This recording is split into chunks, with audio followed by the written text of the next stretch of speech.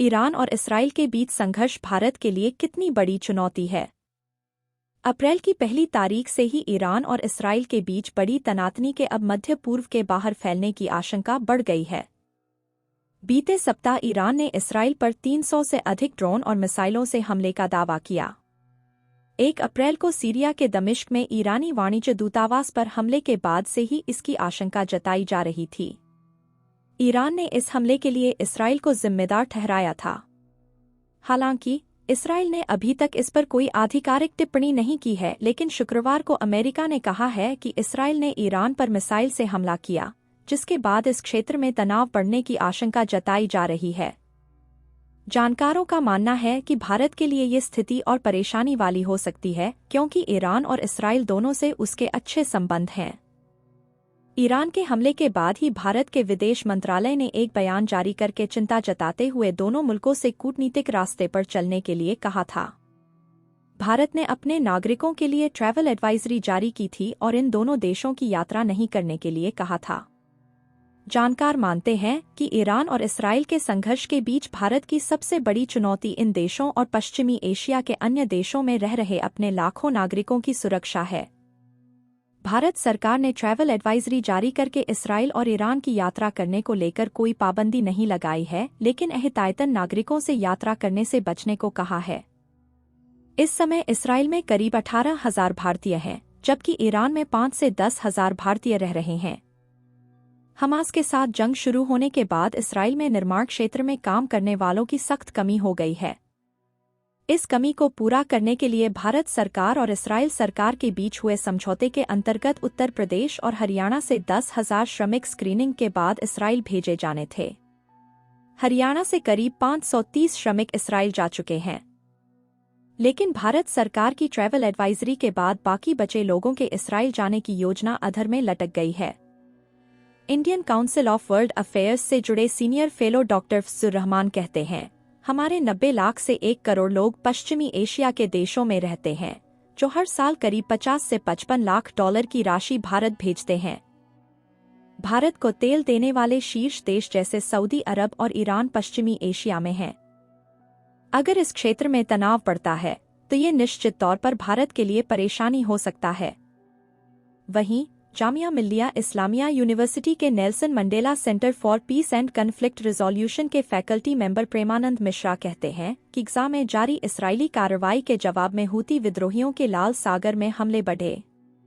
इससे कारोबारी मार्ग पर असर पहले से ही दिख रहा है और अब अगर ईरान और इसराइल के बीच जंग जैसे हालात बने तो फिर भारत के लिए लंबे समय तक तटस्थता वाली नीति पर बने रहना भी मुश्किल हो सकता है।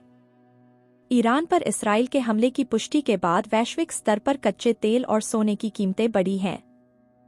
शुक्रवार को एशिया में कच्चे तेल की कीमतों में 3% इजाफा देखने को मिला। कच्चे तेल की कीमत प्रति बैरल करीब $90 तक पहुंच गई। वहीं सोने की कीमत नया रिकॉर्ड छूते हुए $2,400 प्रति औंस तक पहुंच गई।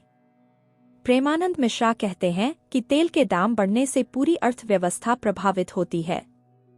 आप लोकसभा चुनाव के दौर में हैं और अगर महंगाई बढ़ती है तो इसका सीधा असर आपकी चुनावी राजनीति पर पड़ता है, जो भारत नहीं चाहेगा।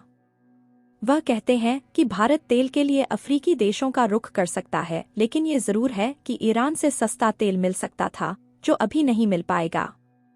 ईरान के इसराइल पर हमले के बाद भारत के विदेश मंत्रालय ने एक बयान जारी करके चिंता जाहिर की और कहा कि क्षेत्रीय शांति और सुरक्षा को बनाए रखना महत्वपूर्ण है। भारत ने कहा कि हम संयम बरतने और तत्काल हिंसा से पीछे हटकर कूटनीति के रास्ते से हमल निकालने का आह्वान करते हैं। जानकारों का मानना है कि भारत की ओर से दी गई प्रतिक्रिया उसकी विदेश नीति में असमंजस की स्थिति को दिखाता है। डॉक्टर प्रेमानंद मिश्रा का मानना है कि ईरान पर पहले भी अमेरिकी प्रतिबंध रहे हैं, लेकिन अभी स्थिति इससे अलग है। अब अगर भारत इसराइल के साथ अपने संबंध बनाए रखने की कोशिश करता है तो ईरान के साथ आपके रिश्ते बहुत खराब हो सकते हैं, और अगर उसने ईरान से करीबी दिखाई तो उसे इसराइल के साथ ही अमेरिका की भी नाराजगी झेलनी पड़ सकती है। वह कहते हैं, भारत की ओर से इस संकट पर ज्यादा बयानबाजी से बचना भी एक संकेत है कि भारत में भी एक पसोपेश वाली स्थिति बनी हुई है। ये असमंजस वाली स्थिति किसी भी देश की विदेश नीति में चुनौती नहीं बल्कि संकट है। ये मेरी नज़र में भारत के लिए डिप्लोमेटिक क्राइसिस है, क्योंकि भारत की विदेश नीति इस तरह के मसलों में तटस्थता को ज्यादा देखती है। भारत पूरी तरह से ईरान और इसराइल के बीच फंसा हुआ है। डॉक्टर प्रेमानंद मिश्रा कहते हैं कि भारत के लिए ये आगे कुआं और पीछे खाई वाली स्थिति है। उनका कहना है कि तनाव बढ़ने से भारत के लिए इस मामले में चुप्पी बनाए रखना या लंबे समय तक तटस्थ रहना मुश्किल हो सकता है। इसराइल के साथ भारत के राजनयिक संबंधों का इतिहास बहुत लंबा नहीं है। इसराइल 1948 में एक देश के तौर पर अस्तित्व में आया, लेकिन भारत ने 1992 में उसके साथ राजनयिक संबंध स्थापित किए। हालांकि इसके बाद से भारत के इसराइल के साथ संबंध दिनों-दिन मजबूत होते चले गए। अब इसराइल भारत को हथियार और तकनीकी निर्यात करने वाले शीर्ष देशों में से एक है। इसके उलट ईरान के साथ भारत के पुराने रिश्ते हैं। ईरान भारत को तेल आपूर्ति करने वाले शीर्ष देशों में से एक था। ईरान पर उसके परमाणु कार्यक्रम की वजह से लगे अंतर्राष्ट्रीय प्रतिबंधों से पहले भारत को तेल निर्यात करने वाला दूसरा सबसे बड़ा देश ईरान था। अंतर्राष्ट्रीय पाबंदियों के बावजूद भारत ने ईरान के साथ संबंधों को संतुलित बनाए रखा है। भारत के विदेश मंत्री एस जयशंकर ने इसी साल ईरान का दौरा किया था। इस दौरान चाबहार बंदरगाह पर भी चर्चा हुई थी। चाबहार पोर्ट के निर्माण में भारत ने निवेश किया है। सामरिक दृष्टि से ये बंदरगाह भारत और ईरान दोनों के लिए महत्वपूर्ण है। इस पोर्ट के जरिए ईरान को पश्चिमी देशों के प्रतिबंध के असर को कम करने में मदद मिलेगी।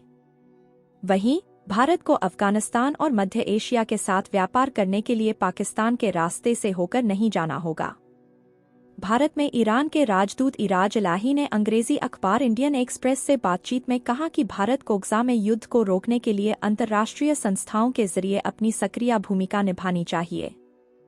हालांकि इराज इलाही ने ईरान इसराइल के बीच मध्यस्थता का जिक्र नहीं किया, लेकिन अगर ऐसा मौका आए तो ये भारत के लिए आसान नहीं होगा। डॉक्टर प्रेमानंद मिश्रा कहते हैं, ईरान और इसराइल के बीच सबसे बड़ी समस्या ये है कि ये दोनों देश विचारधारा के आधार पर चलते हैं। दोनों के बीच एक राय बनाना आसान नहीं है। जैसे ईरान का स्पष्ट मानना है कि फ़लस्तीन के मुद्दे का हल निकाले बिना इसराइल को मान्यता नहीं दी जा सकती, वहीं भारत द्विराष्ट्र समाधान को मानता है। भारत हमास के इसराइल पर हमले को आतंकवादी अटैक मानता है, जो ईरान नहीं मानता। ऐसे में एकमत होना मुश्किल है। हालांकि उनका मानना है कि इतने सारे मुद्दे आपस में उलझे होते हैं, तो एक सीधा जवाब नहीं हो सकता, खासकर तब जब आप जून तक पूरी तरह से चुनावी मोड में हों।